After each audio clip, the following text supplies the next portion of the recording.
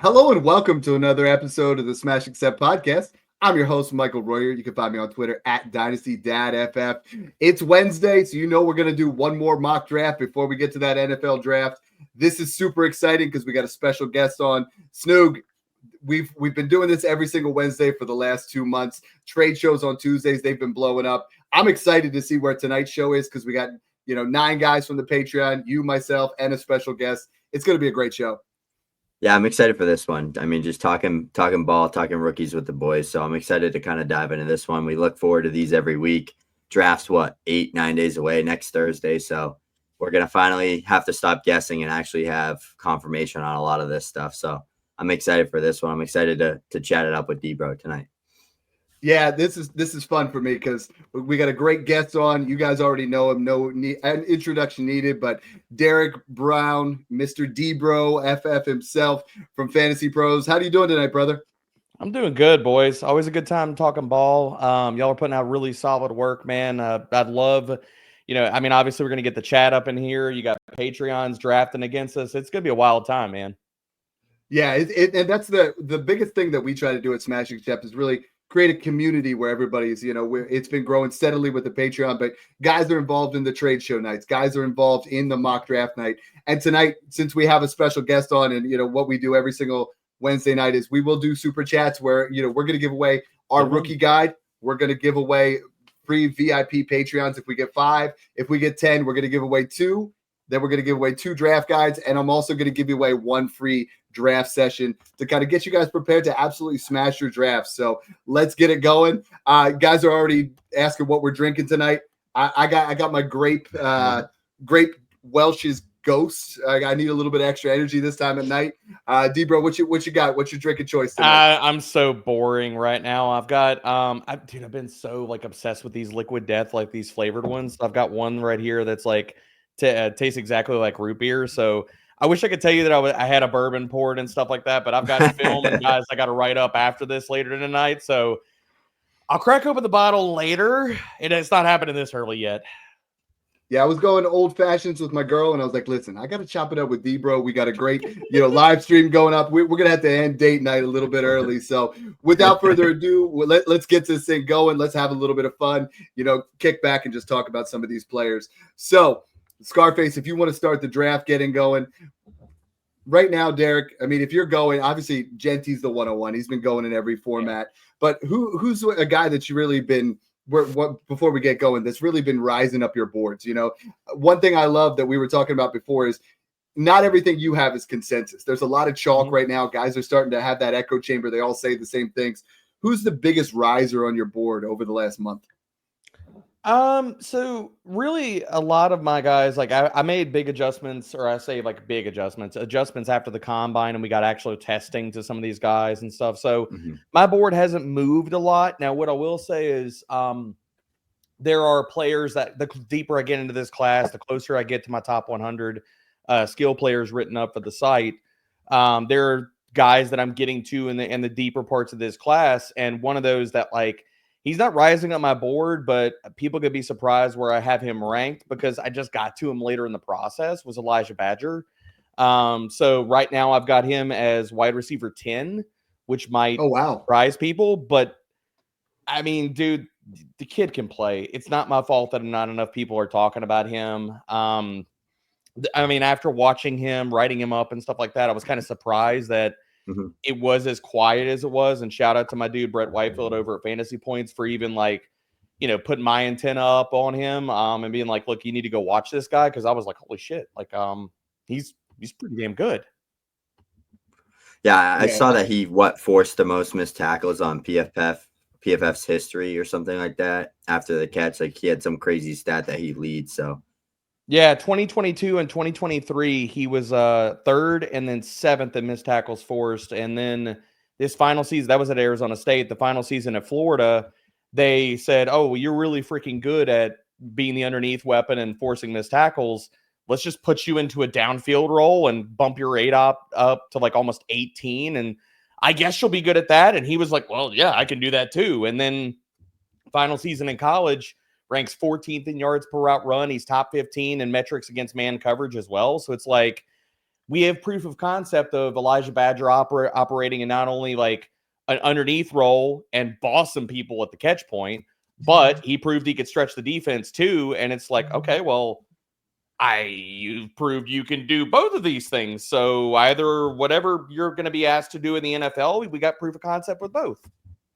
I love that. You got your sleeper right there. I had picked 2. I'm going to Marion Hampton. I noticed in your rankings you have a little bit lower, as does Snoog. I mean, I have him as my 102, given that right now we're looking at him projected, top 10, top 12, 1,500 yards, 5.9. I mean, he's a bit of a beast when it comes to running the balls. There are some shortcomings to his game. But tell me what you see we got 3 running backs going right off the board. And I think in a lot of we see Travion Henderson going here at 3, which our guy Joey Tarancha was like, hey, Snoog's going to love this pick.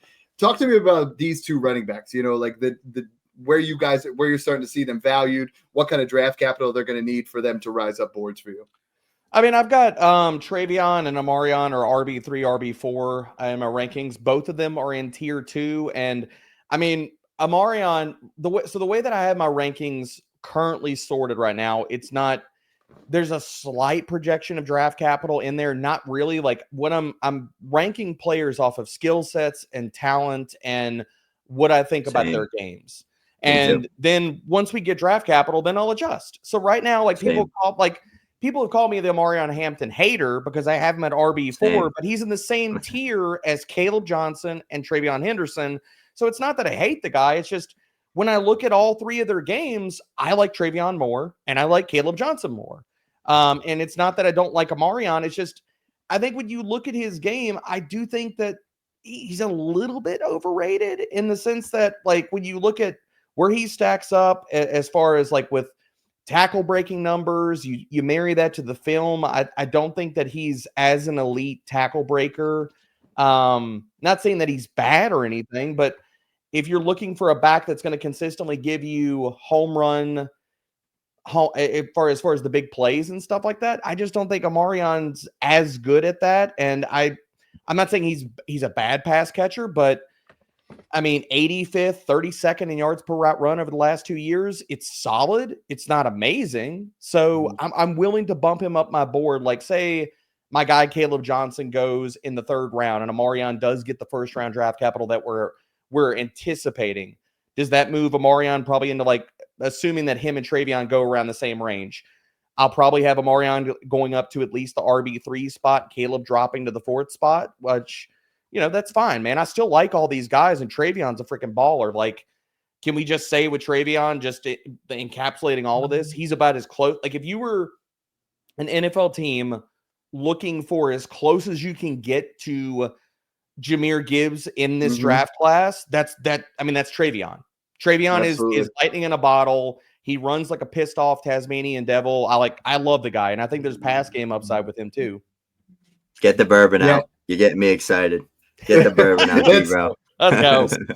Snoog's been all about that, for sure. And I think when you're looking at the guys in that Superflex pick, maybe 2 to 6, there's a lot of value in moving back. I mean, the next 2 guys we have, Travis Hunter and Tetairoa McMillan, both going off the board here. Both have, alpha type wide receiver upside. Snoog, Travis Hunter recently has been saying that if he's not allowed to play on both sides of the ball, that's going to be a deal breaker for him. It's like, I want to talk to both of you guys about that because I've seen Snoog has him at 102. And then we have this little bit of a disconnect here where the value goes up, it goes down based on what teams are thinking. So, Snoog, talk to me real quick, then we'll kick it over to Dbro, talk a little bit about Travis Hunter, because a lot of people are really worried about taking him at specific spots in their rookie drafts. Yeah, so my theory of Travis Hunter is I don't think he makes it past 2, and the Browns already said we view him as a full-time wide receiver. That's what he's going to play. I think it's going to come down to I'm a lot like Dbro with I'm grading these guys on skill sets, how I think they project as fantasy football players. I'm not the NFL GM. I have no clue who's going to draft them, where they're going to go in the draft. You can't really predict the draft capital with these running backs outside of Jeanty. So to me, like Travis Hunter, I think he goes 2 to the Browns or 4 to the Patriots or 3 to the Giants. And in all those scenarios, he's going to play wide receiver.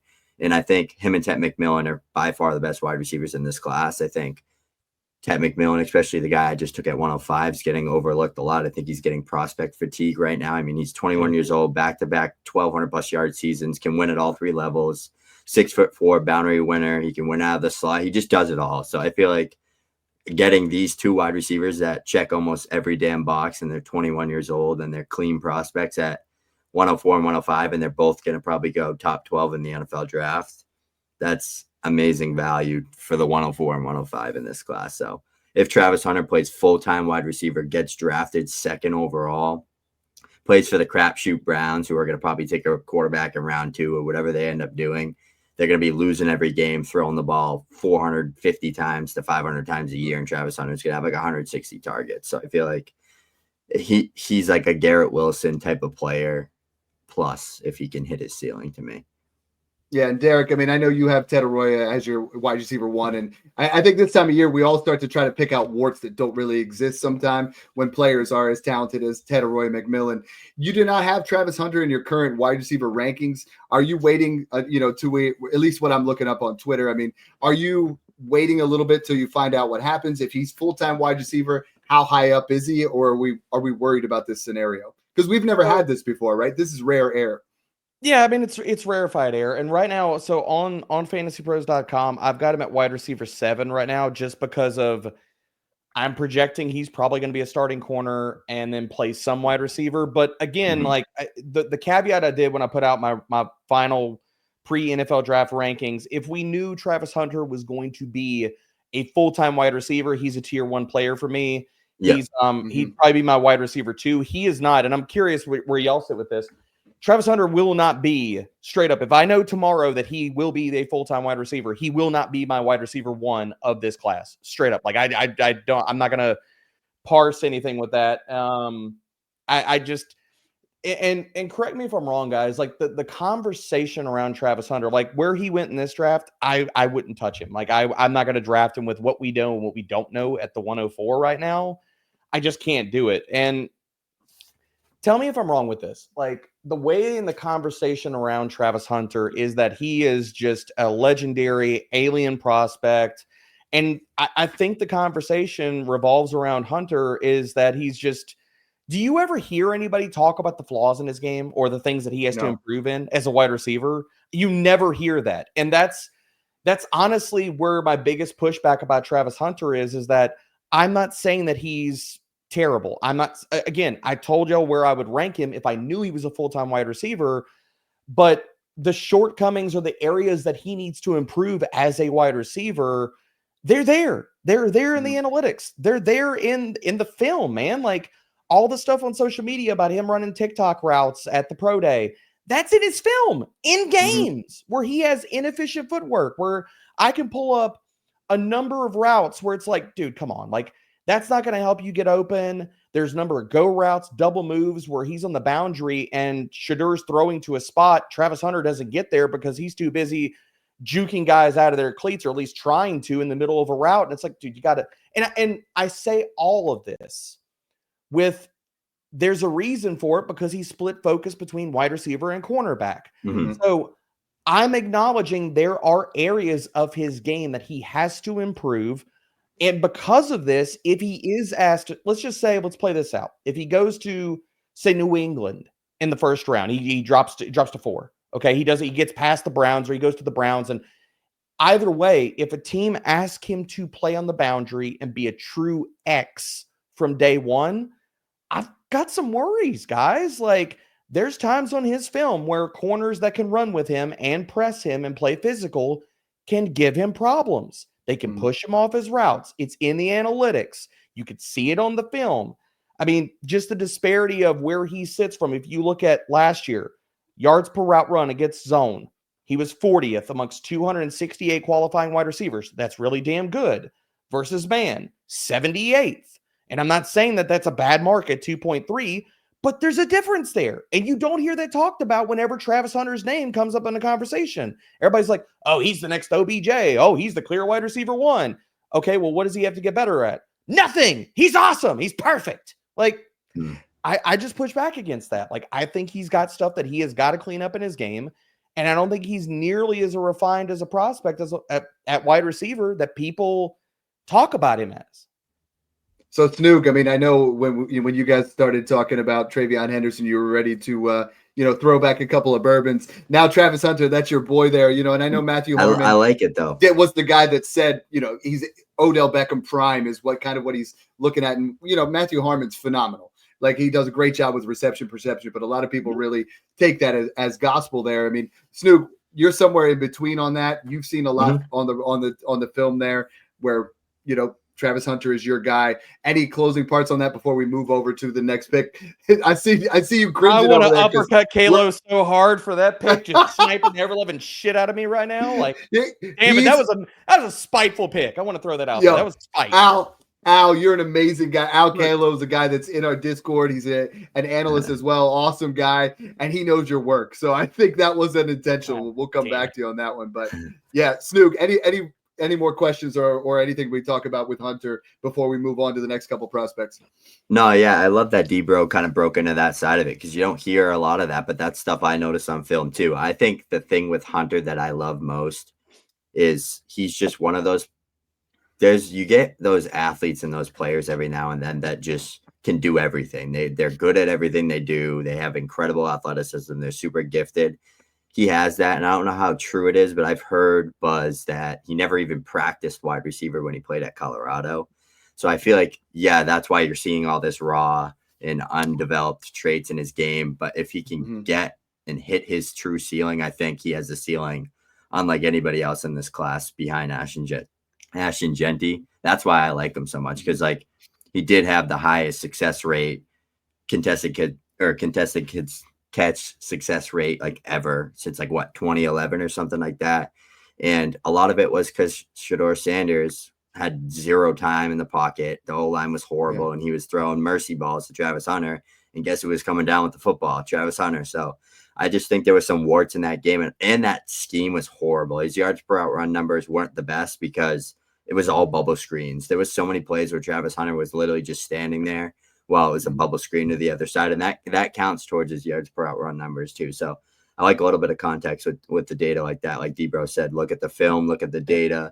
That's what I like to do as well. So I like that, Snoog. And the only pushback I'll give as far as like with the screens and stuff, I do think that some of Travis Hunter's usage at Colorado, it was a lot. There's a lot to unpack with Colorado. Like, everybody wants to shit on Shedeur when he had a horrible offensive line, no run game, and basically only Travis Hunter to freaking throw to, because who the hell else is getting drafted before round 5 of the NFL draft that he was throwing to? Nobody. Xavier Weaver. Who was getting drafted that was running the ball at Colorado? Nobody. Offensive line? Nobody.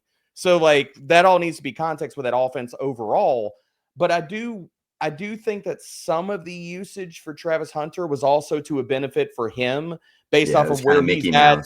Yeah, I mean, based off of where he's at as a wide receiver, it's like, okay, let's just get the ball in his hands easy and just let him go do the damn thing. You know what I mean? So I think that some of that was also not only because of the context of everything around that team, but also some of it was related to where he's at as a player. That's why my worries are if a team drafts him and says, go play 95% on the perimeter, beat man, beat press, play on the line, we could see some struggles for Travis Hunter out the gate until he kind of gets his legs under him and gets the better, takes the next step in refinement, whenever that is. I think we could see that. And again, you don't hear that in the conversation. It's like, oh, if he gets drafted as a wide receiver, we're off to the races, baby. Like, day one, woof, let's go.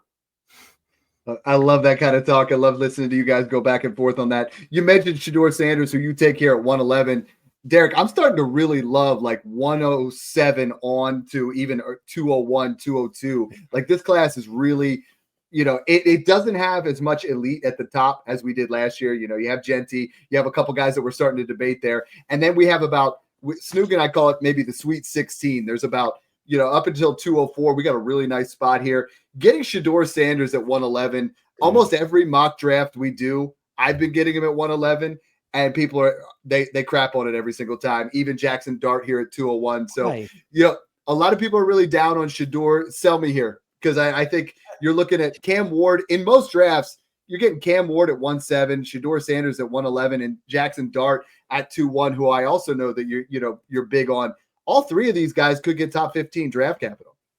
Yes. I just, how many years are we going to get that where you can get a first round drafted quarterback as late as the 107 or another first round one overall, like 111. crazy. And Jackson Dart, who is going to go in the first round. People are now on that now, but I've been screaming it for freaking months that he's going to go in the first round of the NFL draft, and people are getting him at the 201.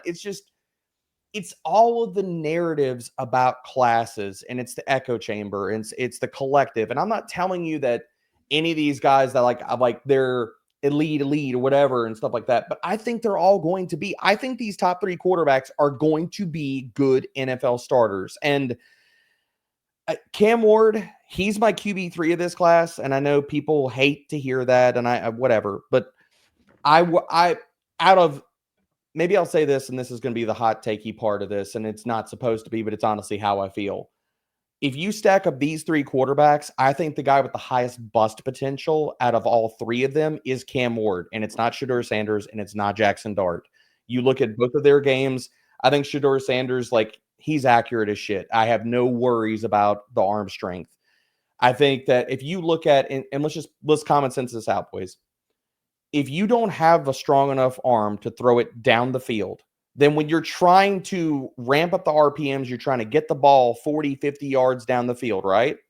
Mm-hmm. If you're just trying to get it there, are you going to be accurate on deep balls? Are you going to be able to drop it in a bucket? Are you going to be able to hit guys in stride? Are you going to be able to place the ball where Shedeur does on some of these deep throws if you have real arm strength issues? No. You're just going to be trying your damnedest just to get it down the freaking field. I thought he had a good arm. I thought he had a good arm. He has a fine arm. Like, I'm not telling anybody that he has a howitzer, but didn't we hear the same shit about Jayden Daniels last year? Like, his arm's okay, but it's not great. And Jayden Daniels is out here tossing dimes on deep balls in the NFL. Like, my pushback about just this class overall is the top 3 quarterbacks, I think, are all perfectly fine. The top 3 quarterbacks are better than people give it a lot of credit. And that includes Jackson Dart, my QB2 of this class. I'm just where everybody's at on running backs. Wide receivers, I'm higher than everybody, like not everybody, but I'm higher than the consensus on the wide receivers in this class. And I'm actually lower on the tight ends in this class. And so for me, enjoy the value of all of these guys, that these top 3 quarterbacks, because they're falling too damn far for guys that are going to go in the first round of the NFL draft. And if people didn't learn, and this is another lesson for me for last year, I was not into Bo Nix at all. At all.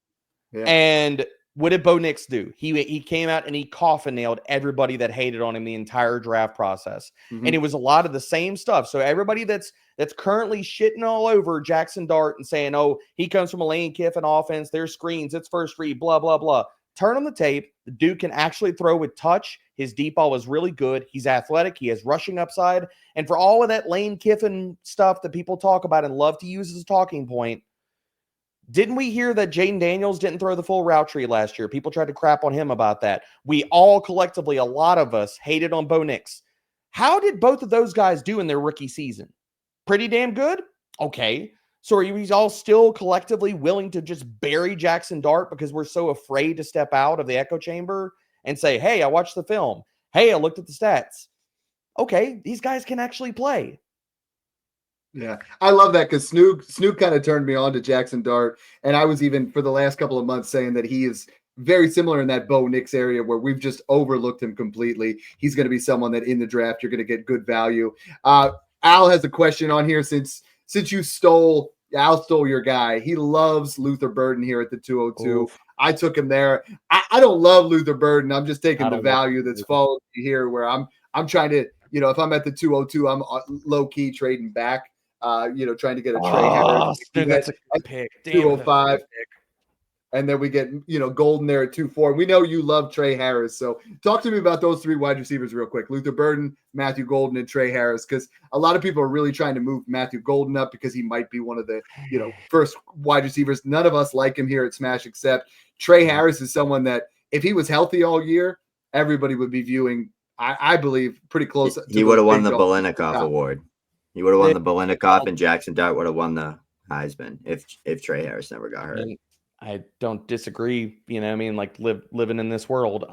Luther Burden, man, I'm lower on him. I've got him at wide receiver 9 right now, with Travis Hunter in the ranks. He was wide receiver 9. He'd be wide receiver 8 with him out of the ranks. And it's just, I cannot I can't turn away from the usage, the profile, and everything with Luther Burden, and it all matches up with the film. I mean, it was all manufactured touches. It was all screens, bunch formations, getting him free releases off the line, and you stack up that type of profile and the names around him. If we want to talk about it, and Scott Barrett put a fantastic, I'm sure y'all have referenced this already. Scott Barrett put out a fantastic tweet earlier this offseason about just looking at the guys that have gotten so much of their production from screens and slot fades. I'm pulling it up right now. So out of every 800-yard FBS wide receiver season ranked by the percentage of yards gained on screens and deep slot targets since 2018, and we're assuming the draft capital, these are the names of the top guys with this type of usage. Malachi Corley takes up the top 2 spots. Tutu Atwell was 3rd. Luther Burden is 4th. Wandale Robinson, Treylon Burks, Devin Duvernay, Jalen Hyatt, and Amari Rogers. Are any of those names anybody that anybody wants to be synonymous with as far as like who I want to draft in fantasy? Hell no. No. And so for me, I'm just going to stand on process. Again, I'm not going to stand with the echo chamber of saying, okay, if you don't have Luther Burden at wide receiver 2, then apparently you're just searching for clicks and hot takes and whatever else. It's like, no, dude, like that's where my process leads, and I'm going to stand on it. But go ahead. Sorry, I didn't mean to interrupt you. No, I just thought it was funny that John Paul put up Luther, Malachi, Corley, Burden there with what you were saying. Not wrong. Yeah. Snoog, these guys that are going in the second round here, running backs wise, I mean, we have not heard much about Cam Scatterbo at all of recent. You know, like there was a lot of buzz right at the college football season ended. We have not heard a lot from him or Devin Neal or DJ Giddens. All 3 of these running backs I really like here in the second round. What kind of draft capital do you think we're going to see? And are people sleeping too much on them at this point that they're going this late? There's going to be 25 to 30 running backs drafted in this class. It's going to break the record for most running backs drafted. I mean, you could get as deep as the guys like Marcus Yarns and all those guys at those smaller schools, even that are going to get drafted, probably in that late day 3 range. This class is deep and really good at the top end running back wise, in my opinion. And then you got the Scattabos, the Devin Neals, the DJ Giddens, the RJ Harveys, the Ollie Gordons, the Damian Martinezes of the world that are going to fill out that mid to late day 2, early day 3 range where it's going to be pick your poison, right? It's going to be pick Derek, your you saw that one, right? You evoked his name. And people knew. Well, I'm glad we're on RJ Harvey because I see you have him as your RB2. You know, I've been seeing a lot of your work where you say, hey, Harvey, if you want Harvey, Harvey's my RB5 of the class. It's 5s. Sorry.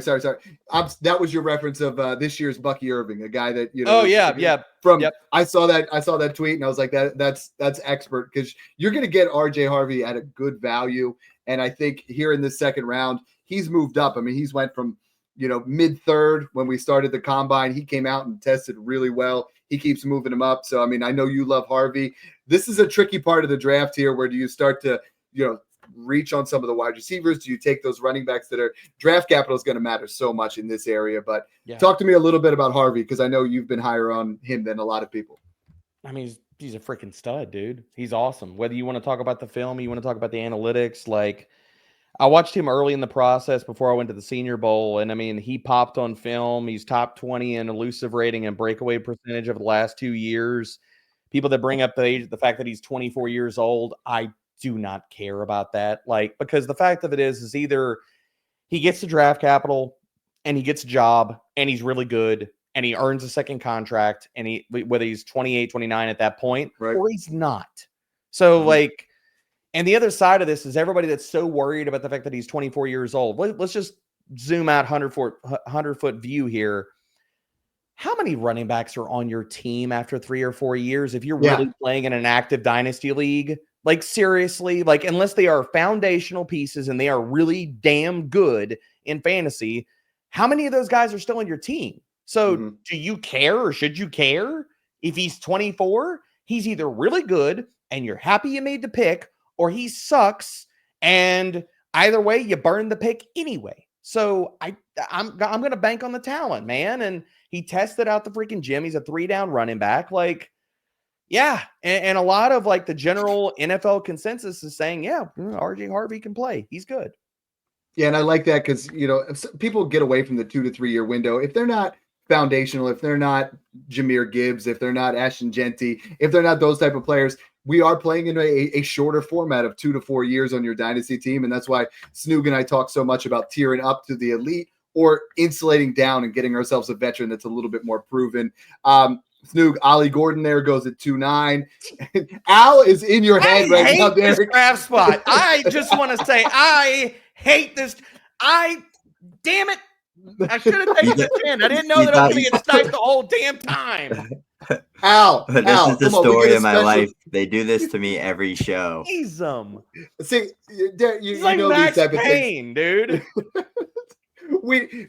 Guys that are I draft in all the smash leagues. I do all these mocks, and they'll take a guy I'm gonna before drain me the whole 2 minutes of this clock just because I'm salty as shit right now. Okay, doing it. Like, this one's for you, Dad. Now you're feeling a little bit of my pain right there. Al is literally taking it to you. He just said he's sharp just like you. He's taking the guys that are on the board, and I'll give it to him. If you guys don't follow him, that's at Al Calo FF. Awesome guy. You guys should be following him on Twitter. That's a good pick. Now it gets a little bit dicey, right? Like, I almost look at this. There's a couple guys here that I kind of like on the board, but you're looking at value windows, and I think the first one that drops off is at maybe 202, and then the next drop for me is at about 206. Then once we get to this area, it's really about where these running backs are going to land, right? So many of them, it's going to be who gets the best spot in day 3 or who gets a day 2 draft capital. Now we're into that tricky spot, so I want to see who you pick here because this 211, 212 gets a little bit tricky for me. I mean, dude, if I can get Jaylin Noel at the end of the second round post draft, I'm just gonna be cutting backflips, man. Like I love that kid so much. He's freaking awesome, man. I feel like if him and the guy that I'm gonna take, if they would have gone, I'm milking this right now. I'm just kind of just running my mouth just to burn up time. But the guy that I'm going to take here is Jayden Higgins. Dude, if him and Jaylin Noel would have gone to an SEC school, if they'd have gone to a helmet college, if both of them, and I will say this as well, and not both of these boys are super nice. Got to talk to them at Senior Bowl and the Combine. They will never say a bad word about the guy, but I will. Rocco Becht is not good at football. So If they would have had better quarterback play and they would have been in an SEC school, people would be giving a lot more respect to Jaylin Noel and Jayden Higgins. And you see it now more than pre-draft and early and Senior Bowl. Like Senior Bowl, like as soon as I watched both these guys, like I was pounding the table for them. And I mean, again, they're the reason, like part of the reason why I'm higher on this wide receiver group in this class than a lot of people, because I mean, we kind of touched on him earlier, but like, I think Tre Harris has huge upside. It could be freaking awesome. Like, I think he could be a wide receiver 1 in an NFL offense. I think Noel is awesome, and I think Jayden Higgins is awesome. Like, all three of those guys, if any of them goes, like, somehow, like, were to go in the back end of the first round, I wouldn't have a problem with it. I think they all could possibly go in the second round of the NFL draft. And I'm here for it, man. Like, Noel, I think is not just a slot confined player. He could play on the outside as well as playing on from the slot. Like, you just look at how physical he is, both in his routes, at the catch point, the body control. He plays bigger than his size. Like, people are like, oh, he's 5'9", 5'10". Bro, when you got a 41-inch vert, like you are getting up into rarefied air that the same air as like a 6-foot guy with a decent vert would be getting. So he plays bigger than his size. So I don't care about that. And Jayden Higgins, bro, I just want this guy in a Michael Thomas role. Like, put him 50-50 slot outside and let him just go boss dudes on end breakers for days. Like, send him to Denver. He's getting 120 targets year 1, dude. Here for it. And I love that. The first time you and I spoke was 2 years ago at the Senior Bowl. And you were going down there for the first time, or maybe the second time, I think, and we were really starting to debate some of these players. And there were players that you turned me on to where I drafted Dameon Pierce in the 3rd round of all my rookie drafts. Because you're like, hey, this kid, he flashed down here. Good. Sold him for seconds, sold him for a first in another league because there was that 1 week in there. Guys like Harvey, guys like Noel, Higgins, you guys got to pay attention to that thing. Just because they're at the Senior Bowl doesn't mean that, just because they're not an early declare is not a guy that we're going to draft. No, because that's can we talk about changing your process over the years and stuff too? Because like and I don't, it's not that I don't care about breakout age and all that kind of stuff, that early career production, like it makes common sense. Like you're younger, you're good, faster, then obviously you're a better player. But the other side of it is, can we also talk about like the fact that we are still dealing with the fallout of the pandemic as far as like with players staying in the very tail end of that. But also NIL is changing the flavor of the Kool-Aid too. Like guys moving from college to college, maybe they didn't have opportunity where they first went, but then going to other places, it's kind of changing things too. So a player like Tre Harris that maybe if we go back in time 2 to 3 years, I would be like, oh, I like him, I don't love him, versus how your process is now. And I love the kid. I like that a lot. Snoog, this is that spot where I keep Jalen Milroe, I'll take a shot at in the 3rd round. I don't want to take him in the 2nd round, but if he gets that round 2 draft capital with the amount of rushing upside that he has, get a little bit refinement to his skills somewhere where he sits for a year, and kind of gets an opportunity. 3rd rounds, this is where we start to see those ones where we separate the men from the boys. The 3rd round hit rate is very low. It's been 8 to 12% over the last 5 years, and I think everyone talks about the Bucky Irvings and the guys that they can get in the 3rd round. Both of you guys, I want to get your opinion. We have all the first 2 rounds here. If there's someone here in that 3rd round, who's your biggest steal? Who's that guy that you're like, you know what? If I can come away in my 3rd round with this guy, I'm feeling fantastic. We'll start with you, Snoog. Like, who's the guy that you're like, I got to go after? I might be able to move up at 303 to take a guy, or 304 from the late end of the 3rd.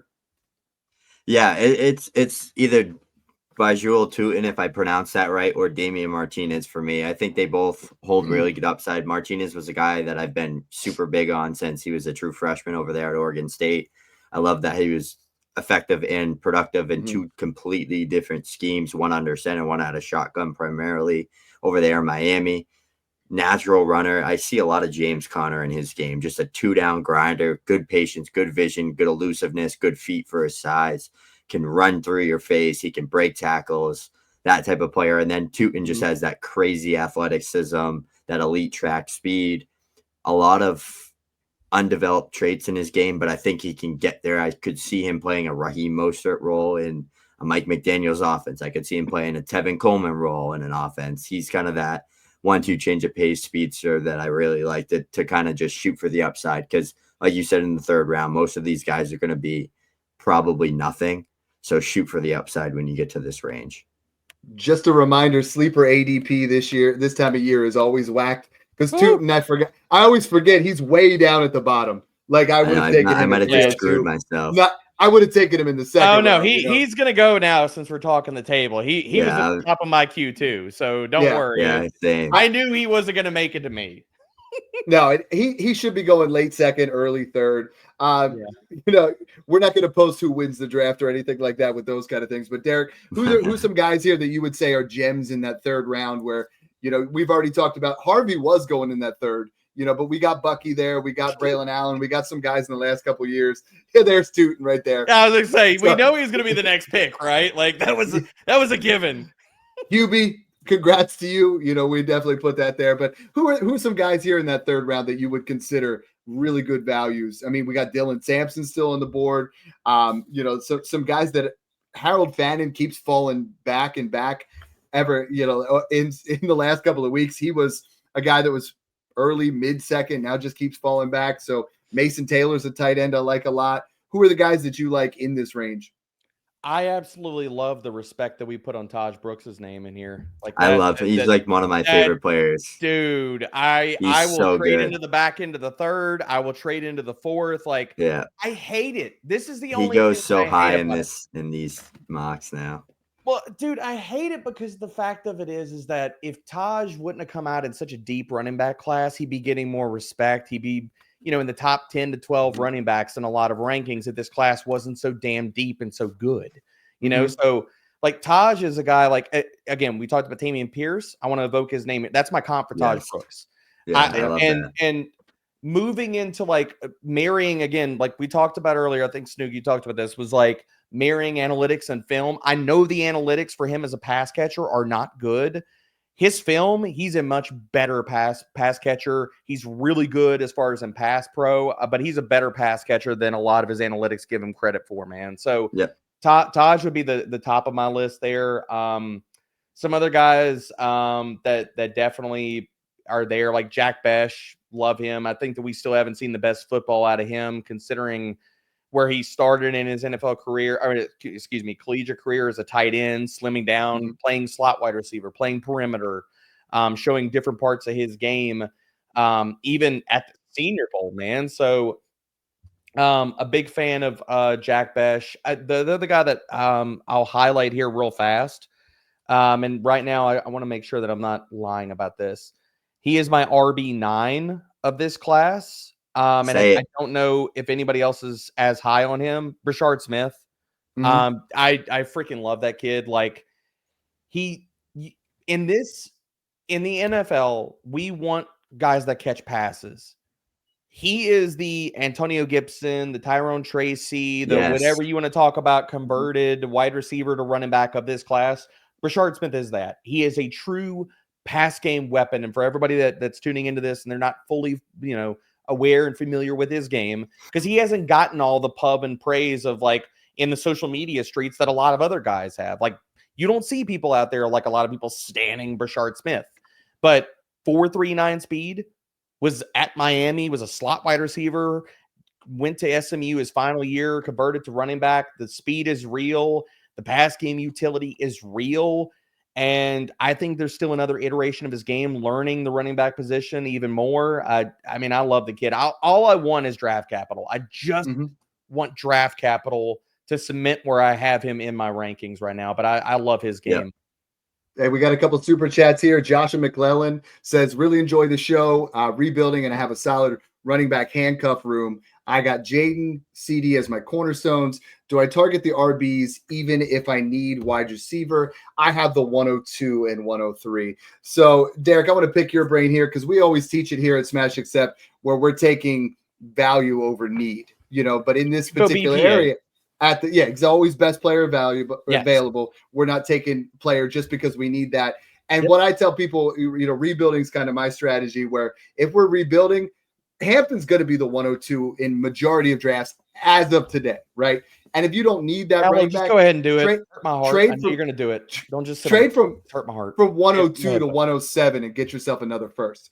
Get yourself a 27 first. When we're rebuilding, guys, and I've been saying this so much over the last couple of shows, we're building out, and then when we're ready to go in, we're building up, right? So we're just accumulating assets because no matter who the 102 is in this class, the hit rate is not going to be the same as if you insulate and get a 27 first thrown on, right? Like the 101 Jeanty, I think is a less than 5% chance where he does not hit. 102, 103 Snoog, for me, it's Hampton and one of our wide receivers. But in this particular scenario with Josh, I'm trading back. I want to insulate. I want to get his, maximize return, minimize our risk when we're talking about rebuilding.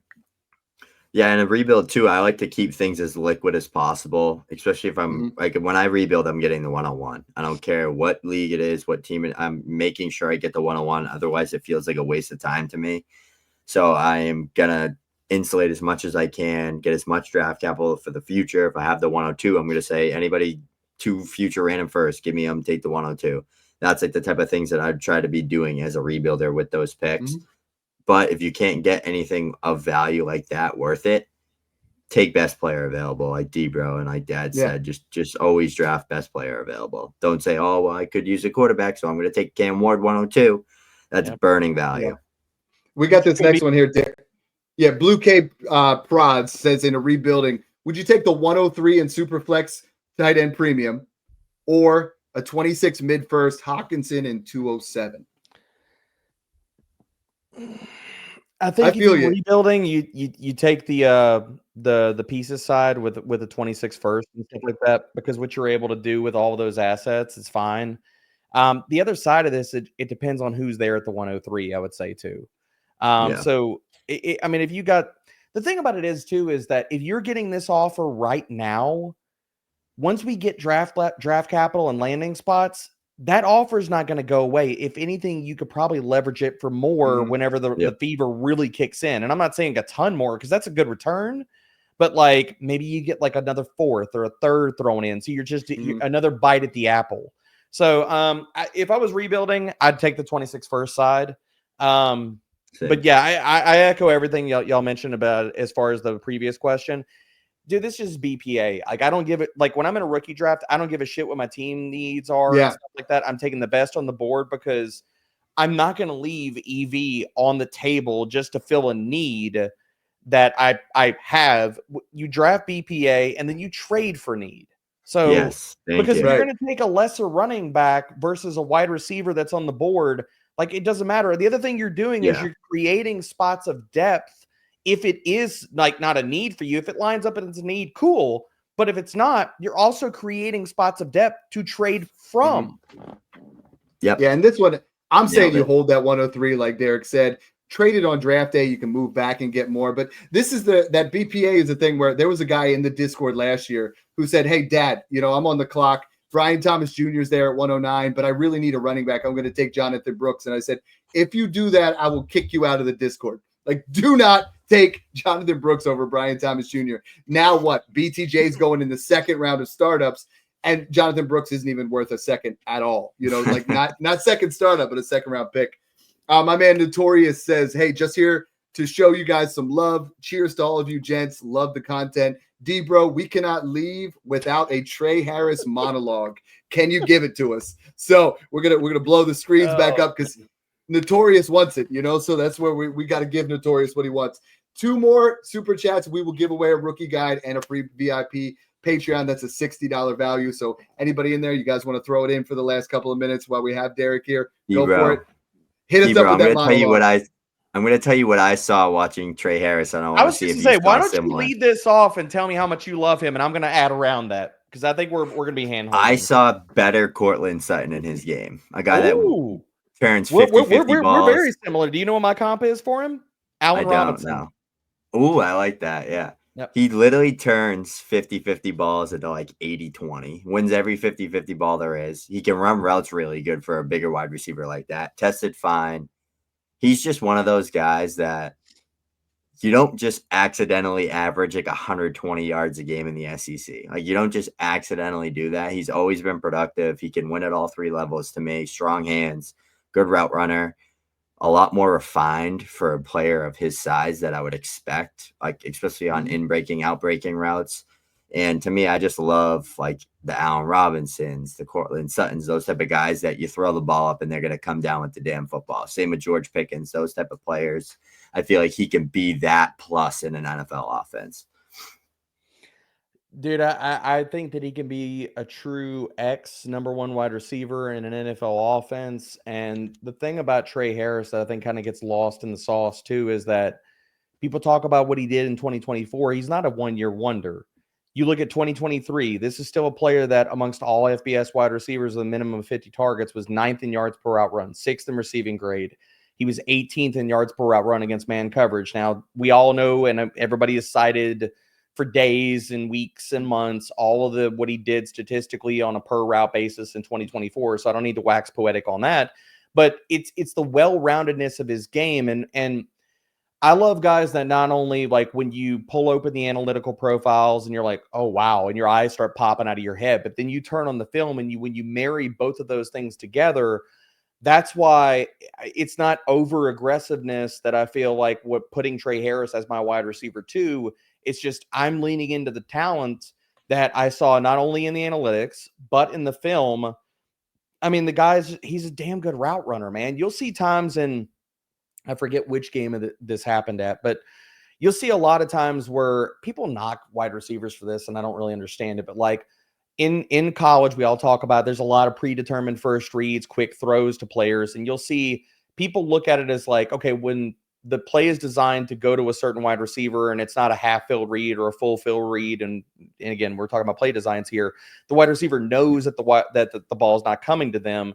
They're like, oh, he's just taking time off or he's loafing through his routes. It's like, are you really going to show the corner that's opposite you for the rest of the game, like your best release, the entirety of your game on when the ball's not even coming your way. Well, shit, no. But you'll see Tre Harris take this moment to sit there and set guys up. There's numerous times on his film where some of those routes he'll blow past a guy off the line, and so the corners, then it's in his head like, okay, I got on his heels, deep speed. I have to respect his deep speed, or I'm going to get my ass burned.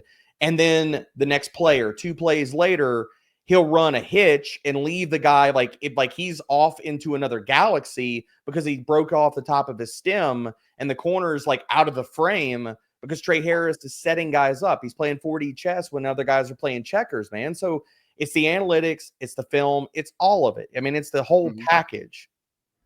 Hey, here's a guy that people have been asking about quite a bit here. Josh McClellan wants to know, why is everybody sleeping on Dante Thornton? His 4.3 40-yard dash at the combine was something that was impressive. We didn't take him in the first 3 rounds, but this particular class has a lot of guys that are sleeping that we haven't even touched on yet. Snoog, Thornton, is that a guy that you're interested in here at this point? We're past the 3rd round. Let's start taking some deep shots. Yeah, he's just one of those big, fast. Why not throw a 4th round rookie pick at him and see if it sticks, right? I saw this stat. It might have been Scott Barrett that put it up. And it was like 6'4" wide receivers to run this number and have this, whatever. And it was like a list of just elite guys. Like, his film isn't bad. He played I've come to notice that just all things Tennessee related football wise at that college is just weird. All that the translation from Tennessee to the NFL just isn't favorable unless it's Alvin Kamara for some reason. But I think that he can be just a field stretcher number 3 for an NFL offense. And that's fine because it's a 4th round rookie pick. Most of them end up being wasted. If you can hit on a guy that can maybe be a flex or maybe be a spike week guy for you to sit on your bench, it's fine. I really like Dante Thornton, dude. I liked his game whenever, as soon as I watched him, because I know exactly who he is. I mean, again, he's gonna play the MVS role for some team. He's gonna run clear outs, but then when that's my comp for him. Deep targets, dude, that's my comp for him too. But the other side of that is, I think that if you look at I want him to go to Seattle so damn bad. I want Clint Kubiak to not only because MVS is there, but damn it, yes, that's exactly right.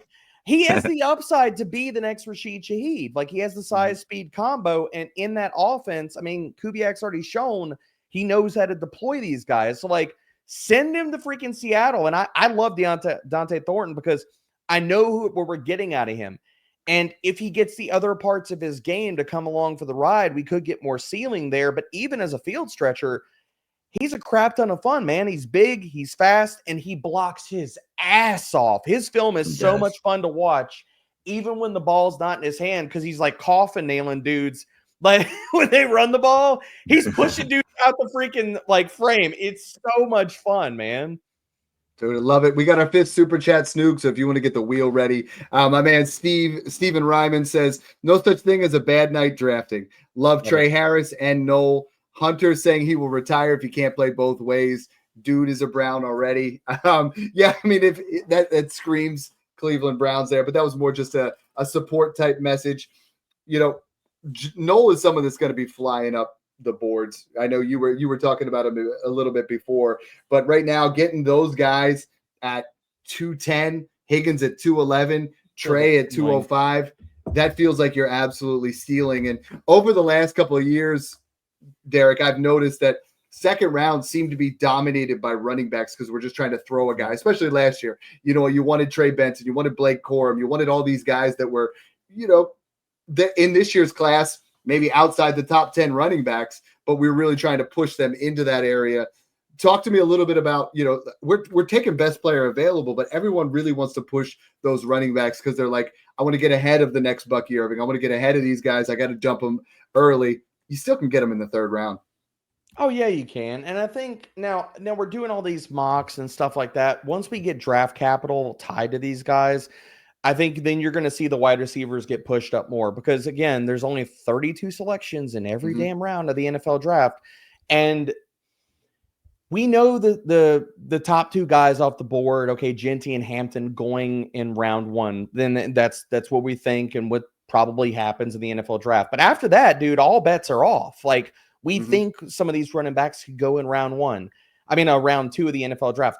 It might, because of the depth of this class, it might push running backs down the board. We might only see one guy, maybe 2 guys go in round 2, because not only lining up, if you look at the class in its totality, it's like the corner market, the second tier of corners dries up somewhere around the second round of the NFL draft.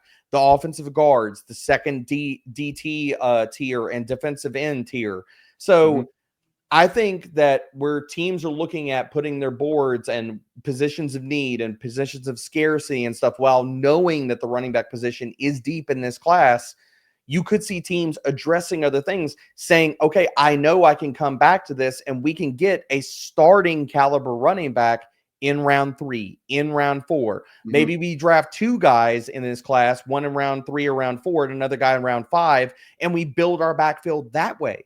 So I think once we get draft capital, and some of these guys are unfortunately going to be, while we're all hope, and we have the highest hopes for everybody right now based off of skill sets, draft capital is some of these guys like the Dylan Sampsons of the world, Cam Skattebo. Like I think Cam Skattebo could easily drop to round 5. I mean, I won't be surprised if he's the next Tyler Algier and he falls to 5. That won't surprise me at all. And then you're going to see, because of that, Ollie Gordon, DJ Giddens, Devin Neal, where do they go? These wide receivers, if they get that second round capital or third round, and some of these guys fall back to round 4, round 5, you're going to see the wide receivers get pushed up and some of these running backs fall back just because of draft capital actually getting tied to their names. I love that you're verifying what we've been saying about positional scarcity and how good this running back class is. Snoog, add another one on there. My man, Big Fish Dog. Let's go. Also, Notorious. Notorious is a GOAT. He said he's already a VIP, already has the guide, loves it. He said, if I win, I already have both. We'll give it to somebody else. Can we pull up Steven's comment about Jalen Royals? Because I'd love to sit here and kind of weigh in on that real fast. Yeah, for sure. Because Royals flame died down real quick after the people talking about him as much, Steven, that doesn't mean that he had a bad Senior Bowl. Like, I was in Mobile, I can definitively tell you he did not have a bad Senior Bowl. He got open at will, dude. I loved his film. He was fun. His film is so much fun. And I think there's a lot of things to kind of unpack there for Jalen Royals. One, he had a fantastic Mobile, fantastic Senior Bowl, and down there getting to talk to him, he wasn't 100%. So seeing him excel against better competition, he was dealing with it wasn't the foot, it was a soft tissue injury. It was something with his hammy or something. We didn't get into specifics, but I did ask him if it was the foot injury, and it wasn't. But dealing with soft tissue stuff, he got open a ton in Mobile, but also knowing that he was less than 100%, he got open with his release package and his route running because he didn't have the same burst accessible to him. And even talking to him at the combine, he didn't do all the testing because he still wasn't 100%. So I think you marry all of that with his background, again, going to a small school and not being able to do all of the testing and maybe having the type of Senior Bowl that he could have possibly had if he was 100%. I think that's why you've seen some of it die down, but it's not because he did anything bad in the process. What kind of comp do you guys have for him? Dude, he's so hard to comp. I hate my comp for him. Because I don't feel like it fits him, because I couldn't find a guy that I really truly felt like was his size and encapsulated his skill set. But Snoog, did you find one? Because the best I got was Quincy Enunwa, and I hate it because I feel like it's not even a great one for him because he was so damn hard to comp. Yeah. As prospects, Rashee Rice. I think they win similarly, and they have that explosive yak ability out of the slot. Pretty good route runners, good separators, like you said. Not guys that are going to be like 50-50 ball winners, consistently winning downfield, all that stuff, but they have the speed to do it. But they're more of that slot dominant, explosive yak guys, in my opinion, as prospects. Obviously, the odds of him being Kansas City Chiefs Rashee Rice is like probably 3%. But I think that would be like, if we fast forward time and Jalen Royals got drafted to the Rams or some fire situation with an offensive-minded head coach that can utilize his skill set, or to the Dolphins and Tyreek Hill's gone, like some team like that where it's kind of that yak Even across the say he middle of goes the to the field. Houston Texans and Christian Kirk Right. can't stay healthy. Yep. Who else is behind Nico Exactly. Collins is going to get up Right. get Yeah. targets, So you know? I could just see him being a guy that can kind of maybe a Jayden Reed, but Jayden Reed's not big enough, like those type of comps, because they all went to those a little bit smaller schools and stuff. But that's like a best outcome type comp. But yeah, I couldn't really find anything floor like Malachi Corley, but he's a lot more polished than him. He's way better.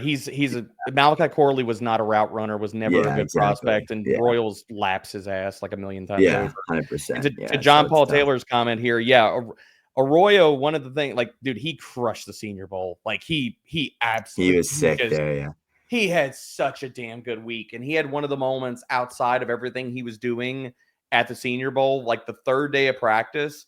He dusted a linebacker, and he goes in and he scores a touchdown, and it's one of the moments that I'm like anybody that was down there will remember for years to come.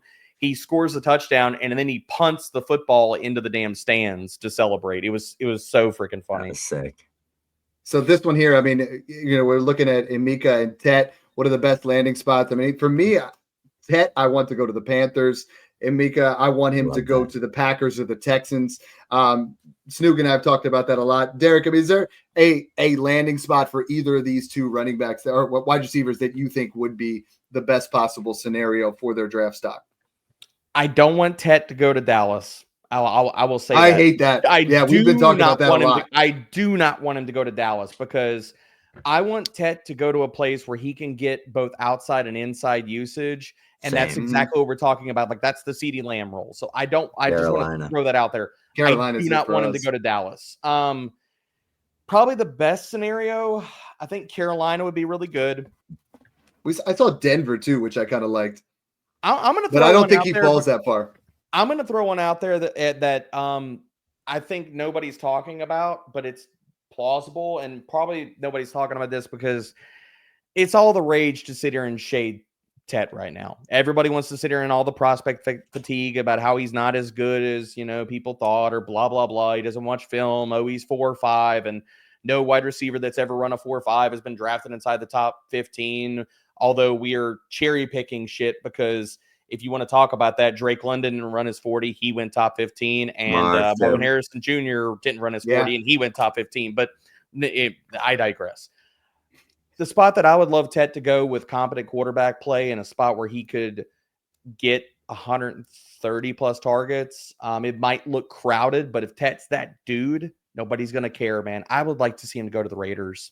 Yes. Oh, wow. Yes. Yeah, I like that. That's that draft capital too, right? He goes top 6. He's going to be the face of Pete Carroll. Jacoby's 30. He's a free agent next year. You got Brock Bowers. They draft a running back later. Like, it's plausible. Carolina would be another freaking awesome one. If New England traded back, I would like that too. But I do say there's a little bit. The Saints would be nice. Depending on now. Again, I don't think they draft a wide receiver with everything they've done so far. So they're a little bit further down the board. The other one that screams to me, if they wanted to come up for this guy and they decided to address running back later, dude, I would be doing some absolutely dirty and horrible things to get him to Denver. Yeah, me too. That'd be fire. 100%. Derek, for the maybe 4 guys that are listening right now, don't know who you are or what you do. We said it in the beginning, but thank you so much for coming on. Honestly, it's been a real pleasure. I know guys in the Discord were like, as soon as you posted something, hey, I'm looking to jump on some shows. All of our guys were like, yo, let's get him on there. They started messaging me, messaging you. So it's been a pleasure. We really appreciate you taking that time out. Tell everybody where they can find your work and, what you're excited for coming up here. Oh, guys, first of all, thank y'all for having me. Truly appreciate the time. Truly appreciate the opportunity to talk ball with y'all. It's been a minute since we had a chance to chop it up. So really appreciate the time. This was awesome, man. Talking ball and sharing a lot of Tre Harris love here. And everything is at Fantasy Pros, Betting Pros. All my stuff is there. Right now, so all the positional primers have been updated, comps, everything, tiers. I'm currently adding more players to that daily, but those are all updated. So quarterback, running back, wide receiver, tight end. I'm continuing. So right now what I'm doing is pouring through more prospects. I think right now I'm at 82 skill players written up across those 4 positions that we care about in fantasy. before the clock strikes midnight and we are on the clock officially for the NFL draft. And I will be streaming both day 1 and day 2 on the Fantasy Pros YouTube channel. We'll be live for all the picks. I think I'm on screen for every first round pick except for like 3. So I can go have a bathroom break and not have to, wear a Depend or something. But I'm working right now. My big labor of love right now is I'm working towards my top 100 board. So I will have 100 players for just skill players. None of the offensive line, nothing like that. All the positions that we care about in fantasy, I will have 100 players written up. My top 100 awesome. will be live before the first round is kicked off. He's got his top 100 is going to be on there. Right now, we have our top 72 in our rookie draft guide. We're going to be giving away our rookie draft guide here, as well as a free month of VIP Patreon. Snoog, spin that wheel. Let's see what we get. May the best person win here. Oh, they're all fantastic if they're listening to the show. And of course, it's Notorious who said give it away if he wins. So go ahead, spin it again. Yeah, well, I'll just remove him. Yeah, because he would just keep winning. That's how he does it. All right, Steven Ryman. Fantastic. Yep. Make sure you DM us. Again, make sure you guys go follow Derek. Thank you for tuning in and enjoy the process. Thanks a lot, man. That was fun. I